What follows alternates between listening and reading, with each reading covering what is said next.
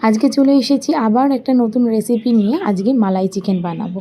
তো আমরা চিংড়ি মাছগুলোকে প্রথমেই ভেজে নিচ্ছি।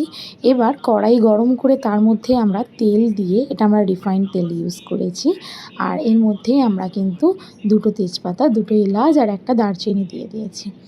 এরপর আমি পেঁয়াজ পেস্ট করে রেখেছিলাম, সেই পেঁয়াজ পেস্টটা আমি ভাজছি। এর পাশাপাশি আর একটা মশলা রেডি করব, যেটা কিনা সাদা সর্ষে, কালো সর্ষে, পোস্ত, কাঁচা লঙ্কা এগুলো দিয়ে এটার আমি পেস্টটা রেডি করে নিচ্ছি। আর যেহেতু আমার পাশে পেঁয়াজ ভাজাটা চলছে, তো পেঁয়াজটাকে বেশ আমি লাল লাল করে ভেজে নিয়ে এর মধ্যে আদা জিরে বাটা আমি দিয়ে দিয়েছি।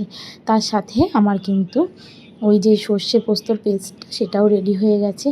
তো আমার পেঁয়াজটা ভাজা যেই হয়ে এসেছে, তার মধ্যে আমি কি করলাম, শুকনো মশলা দেওয়ার পর আমি তার মধ্যে সর্ষে পোস্তর পেস্টটাও দিয়ে দেব। তো দেখো কেমন হচ্ছে।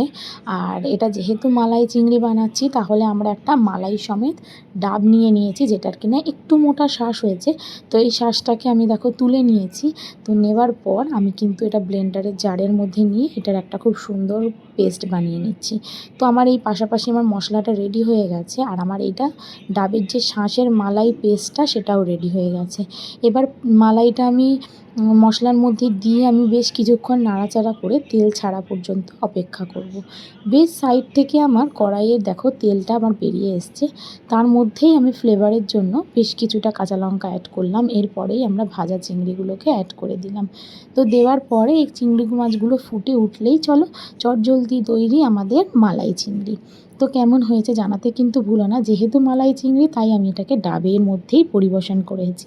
তো কেমন হয়েছে জানিও, ভালো লাগলে একটা লাইক কমেন্ট শেয়ার করে যেও। দেখা হচ্ছে আবার অন্য কোনো সময় অন্য কোনো রেসিপির সঙ্গে।